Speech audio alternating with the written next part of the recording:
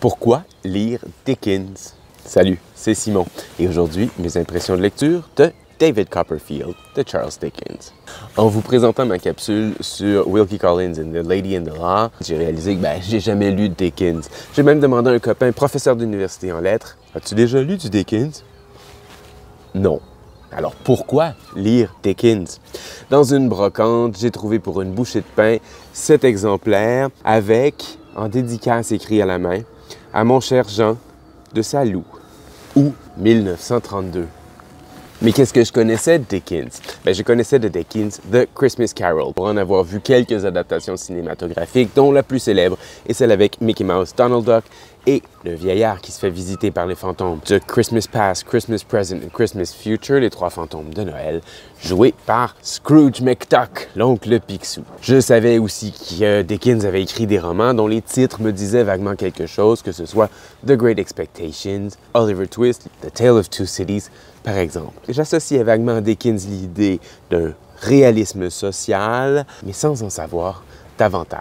Et quant à David Copperfield, pour moi, David Copperfield, c'est un prestidigitateur états-unien, connu et important dans les années 80 et 90, et même après ma recherche, je n'ai aucune idée pourquoi le prestidigitateur a pris le nom de scène de ce personnage, très connu dans la littérature anglaise.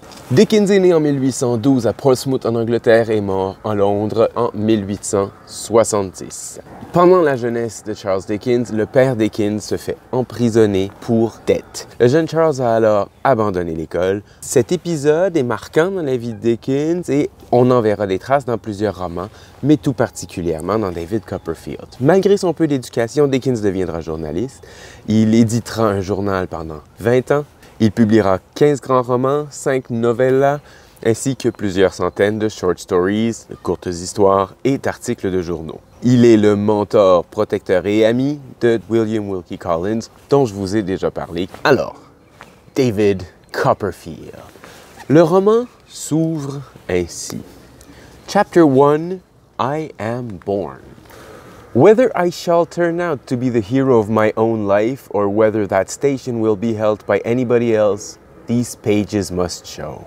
To begin my life with the beginning of my life, I record that I was born, as I have been informed and believe, on a Friday at 12 o'clock at night. It was remarked that the clock began to strike and I began to cry simultaneously. L'incipit nous révèle un narrateur je-héros. Alors en littérature, on distingue généralement 3 types de narrateurs. Le narrateur je-héros qui raconte sa propre histoire, le narrateur dit omniscient qui raconte une histoire à la 3e personne comme s'il était Dieu. Et entre les deux, il y a le narrateur dit témoin, un narrateur qui raconte au je, mais une histoire qui n'est pas celle qui lui arrive à lui. Avec David, on a l'impression qu'on va avoir un narrateur je-héros, mais ça oscille. Il nous raconte en effet sa propre vie et il y a beaucoup de moments où en effet, il nous raconte ce qui se passe en lui, autour de lui. Mais il y a des passages où je me disais, on est rendu avec un narrateur témoin, où David est tout simplement dans une pièce avec d'autres personnages et il nous montre ce qui se passe dans cette galerie de personnages-là. Donc, il y a une oscillation ici. C'est pas rare que le grand roman réaliste du 19e siècle dépeigne un milieu et on reste dans ce milieu-là et on le fouille. Ici, il y a des passages dans des milieux très pauvres, il y a des passages dans la petite bourgeoisie, il y a des passages avec des juristes. Et des fois, on se dit, mais je m'en vais où?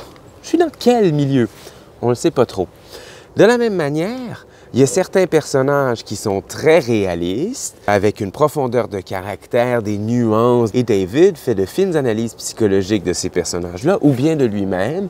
Et là, ça, c'est des beaux passages où il décrit un sentiment en train d'émerger, mais qui n'est pas encore clair, qui n'est pas encore nommé, d'où ça vient, où ça va. Donc, une grande finesse psychologique d'un côté, mais il y a d'autres personnages qui sont complètement grotesques et caricaturaux. C'est le cas de Mr. Micawber, qui est un personnage important, qui revient souvent, qui aurait pu être inspiré par la figure du père de Dickens lui-même, qui est ridicule quand il parle, qui est pompeux, qui nous vient sympathique quand même et charmant, mais qui est plutôt unidimensionnel.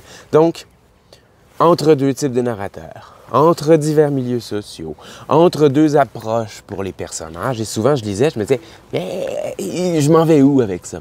Alors, le père de David est mort 6 mois avant la naissance du petit. Le petit commence sa vie entre sa mère tendre et aimante, mais de santé fragile, et sa nurse, Peggotty, qui sera un personnage important tout au long de sa vie. Sa mère se marie avec Mr. Murdstone, dont la sœur, Miss Murdstone, vient habiter avec la nouvelle petite famille reconstituée.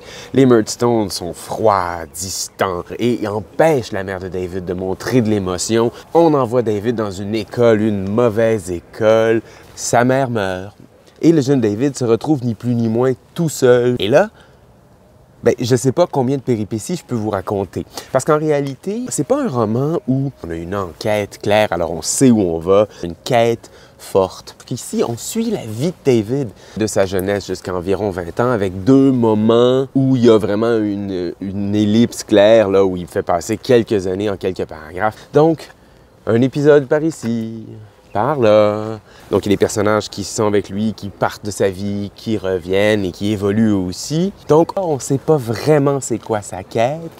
Alors, c'est pour ça que je vous dis que je pourrais raconter plein d'épisodes, mais à partir de où est-ce que j'arrête?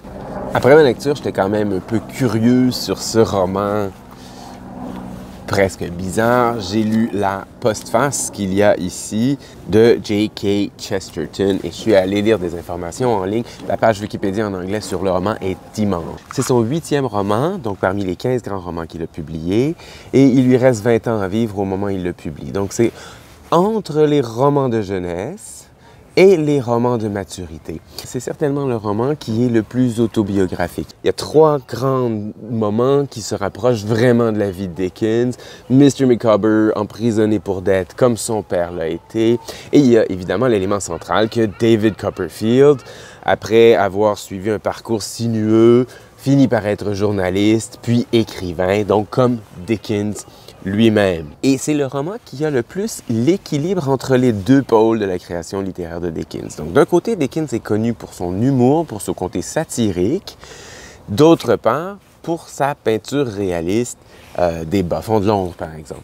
Ici, on est véritablement entre les deux, c'est-à-dire oui, il y a de l'humour, mais peut-être pas autant que d'autres romans, et oui, il y a du réalisme, mais pas autant que dans d'autres romans. Donc, un peu comme je l'avais senti pendant ma lecture, il s'est avéré que David Copperfield se situe justement entre les deux et navigue entre ces 2 pôles. J'avais trouvé une super citation que je voulais vous lire. Je me suis dit, ah, ça c'est parfait, on a le wit, on a la finesse du style, on a l'humour, la petite distance qu'a le personnage par rapport à ses propres actions. Des fois, il y a de l'auto-ironie ou parfois par rapport aux gens autour de lui. Le petit papier que j'avais gentiment glissé dans mon édition est parti. Toutefois, dans l'Incipit, on a l'essentiel quand même de ce que je voulais dire par rapport au style. To begin my life with the beginning of my life, minute. Est-ce qu'on parle d'un des plus grands auteurs de la littérature anglaise qui écrit une phrase comme « Pour commencer ma vie en commençant ma vie », bien justement, c'est là que se trouve, c'est dans des formulations délicates comme ça que se trouve ce que j'appelle un peu l'ironie et l'humour.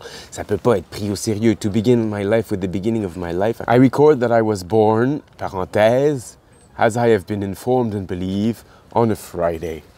Pourquoi mettre une parenthèse pour dire « je cite mes sources et je crois mes sources ». Donc, c'est un petit peu cette distance-là que le personnage met, dire « hey, ne pas tout prendre au sérieux ». Mais dans cet incipit, et c'est en revenant après, en relisant le début d'un roman, que parfois ça nous devient clair, on a quelque chose qui est clé dans l'œuvre.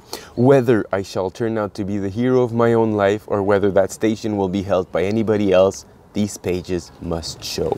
Cette phrase répond à ce que je disais. Est-ce que c'est un narrateur héros ou un narrateur témoin? Est-ce que David Copperfield est le héros de sa propre vie? Et c'est ça la question fondamentale. Certains critiques ont fait remarquer que tout au long du roman, les divers personnages qui l'entourent rebaptisent David. Davy, Master Copperfield, Trotwood. Donc tout le monde le rebaptise. Et finalement, quand on prend un peu de recul, quand on revient voir le début, on se rend compte qu'en réalité, c'est l'histoire d'un personnage qui se fait un nom, qui se fait son propre nom, qui passe à travers toutes ses épreuves pour devenir quelqu'un, c'est-à-dire lui-même, pour devenir David Copperfield. Et comment fait-il ça? Il le fait en devenant écrivain et en se faisant un nom comme écrivain. Donc ça, c'est vraiment la trame directrice du roman qui est en filigrane et qui nous apparaît pas toujours clairement pendant la lecture. Pourquoi lire Dickens? Ben, la reine Victoria elle-même serait restée tard debout pour lire David Copperfield. Donc, si Victoria l'a fait, non, c'est pas seulement ça la raison. Si ces textes sont devenus des classiques, c'est pas pour rien. Dickens nous dit encore quelque chose. Il y a un plaisir dans la lecture, il y a une finesse dans la langue. Le personnage de David nous est évidemment très sympathique. Et ça aide à comprendre les différents auteurs qui, par la suite, ont lu, adoré Dickens et s'en sont inspirés. Alors voilà, c'était mes impressions de lecture de David Copperfield de Charles Dickens. Vous, c'est quoi votre Dickens préféré? Si vous avez envie, laissez ça dans les commentaires en bas. Je vous remercie de votre attention et bonne lecture.